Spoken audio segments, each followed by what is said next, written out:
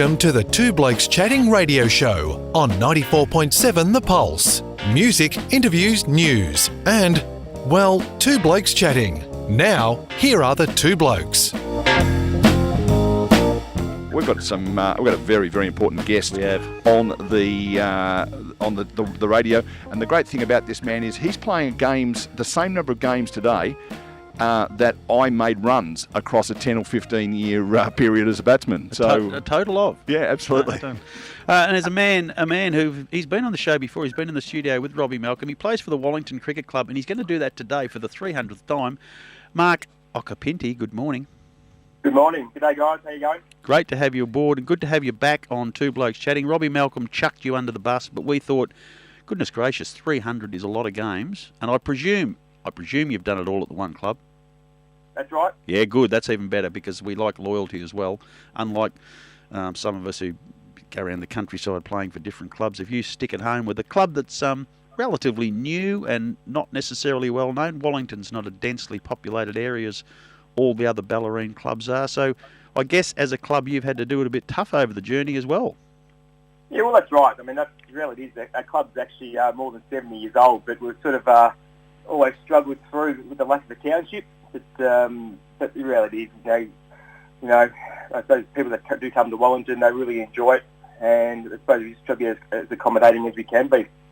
So for those listening who have got no idea, Wallington is kind of between, sort of down towards Ocean Grove, that part of the world, yeah? That's right. It's about 5 k's away. Yeah, and where did it all start for you? Were you dragged into it by family, schoolmate? How did it all start?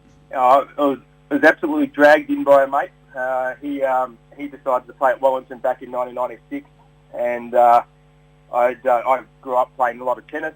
Wallington was short with this particular game, and it took some convincing that put the whites on. So I did play that one game. Did okay. We had a win, which is great, and that was effectively going to be my career. One game and that's it. They convinced me a second game, and they say the rest is history. It's good stuff. I really enjoyed it from really early on, and to be honest, there was no reason to go anywhere else. Did you play a large proportion of those 300 games in the first 11? No, most of my games have come in the second 11, so probably more than half the games have been in the. So I would imagine, like all club stalwarts who play at lower grades, your description as a player has probably changed over the years from occasional off-spinner, middle-order batsman, opening batsman and opening bowler. You've probably filled a lot of gaps, have you? Well, I filled a lot of gaps. Whether I did any good at it.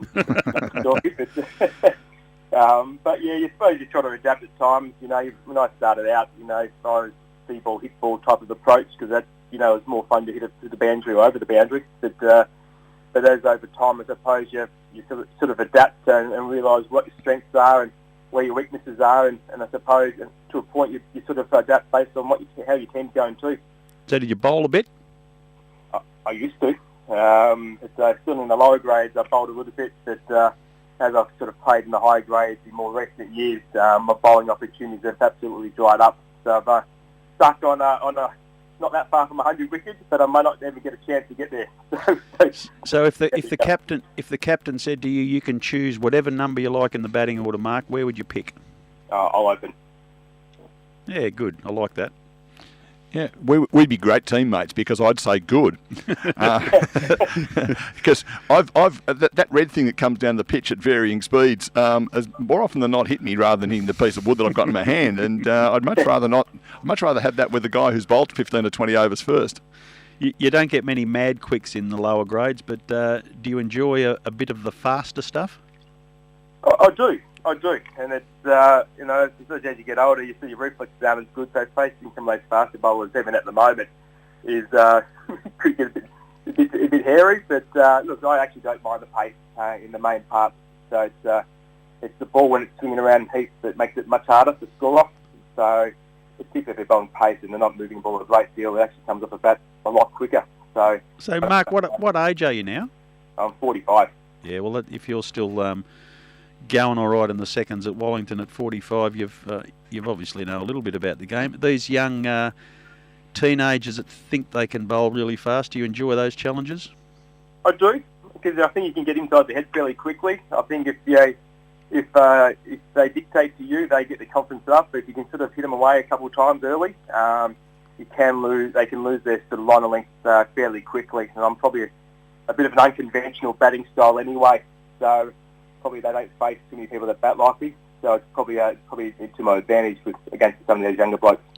So with a place like Wallington, my latter years of cricket, I played until I was in my late 40s, and not terribly successfully, I might add. But one of the great things was I had the opportunity to play probably 2 seasons in the same side as my son. I played a game with my dad, so it meant that my son got to play with someone who played with his grandfather, if that makes sense. But yeah. Has the club got a lot of young kids coming through and getting the opportunity to play with them as well? Yeah, look, well, obviously the club's junior program sort of went away. Sort of almost died a couple of years ago, where we had less than 10 kids in the whole program. But I suppose in many, we've worked really hard in sort of building that up, and we've gone from nearly doubling it last year, and this year we're up to over 50 kids. So I suppose we've got a lot of young kids coming through, but they're particularly young at the moment. Yeah. So, the 7-year-olds are not ideally suited to the seconds. No, not in don't think so. Mind you, we are trying to convince a few of the dads of those kids to put the whites on, and then that's had some good success. We've got four dads that they're new to the club and they've been able to play, which has really helped our thirds that have they are struggling, but they're a good bunch of blokes down there. So look, we're at the moment a fairly old club, but we are working really hard to make sure that in 3 to 5 years' time we're going to look a lot better than we are at the moment. When you get to 45, you've obviously made a lot of friends in your own club, but more importantly in opposing clubs. Some not always friendships. Sometimes it can get a bit nasty out there. Do you get into a bit of lip out in the field now with the old blokes? Oh, not really. I've never really been one to get. I'm not really one into doing too much of the chat. So obviously you do build quite a good friendships with a number of other clubs, and certainly those that are in the more traditional ballerine clubs. The Drysdales, the Collindinas, Ocean Grove. There's a number of guys there. You get along really well with. Obviously, you play against someone for 2 decades. You sort of, there's a bit of competitive spirit there. But to be honest, it's been fairly good, light-hearted chat. So yeah, but I'm certainly not one to sort of get too carried away with the lip on the field. That's exactly why he's never used the word wicketkeeper in this conversation. Who are some of your favourites that you enjoy locking horns with? Well, I must say, I have enjoyed over the journey. There's actually, as it turns out, we're playing Newcombe today, so we've had some really good battles over the years against Newcombe. There's the opening bowler Brendan Sheedy. I'm sure he's going to be bowling the first ball to me today. He's good people. There's a number of people at Colindina, Des Every, Donga, these sorts of guys that, they're just good, honest people. And I think it's more smart-ass comments more than anything else that flows. What about internally in your own club? To play that long, you would have played a lot with individuals. You'd have had a lot of great internal friendships. Who are some of your favourites there? Well, I suppose in more recent times, we've had people like Bulford Beamans. He's been there for the best part of probably more than 10 years now. Obviously, an integral part of the club.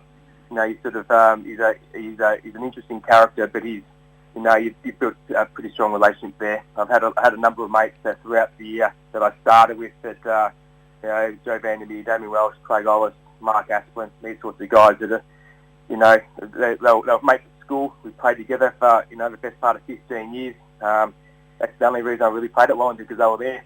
They all trotted off over time, and I've left last man standing in some respects. I was going to ask, is that bloke that dragged you along for the first game still there, or has he left you high and dry? He's long gone. His shoulders patched it in a few years ago, so he hasn't played for a few years now. So, being 45 and being old, we'll use the word legend of the club, because if we don't use it, you will. I'm assuming also that if it was at 6:30 on a Saturday night, I might find you standing behind the bar serving beers. Is that likely to be your go as well? Yeah, that's right. I mean, obviously at the moment, especially on a Friday night, our junior program, we had a Christmas party last night, and we had the best part of 100 kids and 80 adults running around all over the ground, and it was just behind the bar don't think I've worked so hard in my life, to be honest.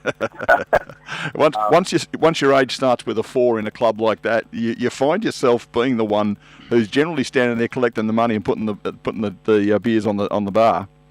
Yeah, look, I suppose we all should take our turns. You hang around the club long enough, everyone should really chip in and help out because, as you guys probably know, if it's left to too few, you burn people out and you run the risk of losing them potentially. So we are trying to spread the load, but we're a pretty small club, therefore it sort of falls under too few people at the moment. But you know what, I'm happy to contribute. It's my go at the moment, and we've got a really good, strong committee that's supporting us and understand where we want to get to as a club. Have you done the president, secretary, or treasurer thing along the way as well, Mark? Yeah, I was the treasurer. Honestly, the mate who dobbed me into playing the first game of cricket after the first season at the AGM, he dobbed me in. I dobbed him to be the junior coordinator, which is a pretty good gig given we had no juniors at the time. So he repaid the favour and dobbed me in being the treasurer. Unfortunately, that required a bit more work than his role. So I was the treasurer for 5 years back, fairly early in my career, to be honest. And currently, I'm actually the president of the club. This is my first year as president of the club. Yeah, good lad. We can't really go without mentioning the man that's got a name very similar to yours. You mentioned last time you do get a lot of Mark Occhipinti's surfing jokes. They still come thick and fast, do they? They still do. They still do. People still think, well, how do you get a world champion surfer playing at your club? But perhaps I should hit him up for a sports night gig at the club at some point. Good stuff. Occo times 2 or something. Yeah, exactly. Yeah. It's pretty obvious from having spent a little bit of time with you face to face and on the phone, Mark, you are a ripper bloke and one of those fellas that all sporting clubs, it doesn't matter whether it's polo, lacrosse, footy or cricket, that are the heart and soul of the joint. And you're pretty obviously that. Much respected, not only at Wallington, but pretty clearly from talking to Robbie and others that the competition loves you as well, and that's a pretty good sign that you've done it well for a long time. So congratulations on the 300. I know probably to you it might not mean a lot, but for someone who's been involved in cricket a long time, if you've done that much, you've done a great job. So good on you, mate. Enjoy the day. Thanks, boys, and hopefully we get a win today. Yeah, and a big score. You need a big 50 at least, mate. Well, let's hope so. Head down. And I'm tipping that if when you get to your 400th, this conversation won't take place, not because you won't be here. I reckon they won't be letting us do this stuff anymore. See you, buddy. Good luck. Thanks, boys. Thanks for the chat. Thanks, Mark. Mark Occhipinti, the stalwart of the Wallington Cricket Club. And so many stories like that. You get dragged in, fall in love with the place, and just can't leave. Can't work out how to get out the door. Yeah.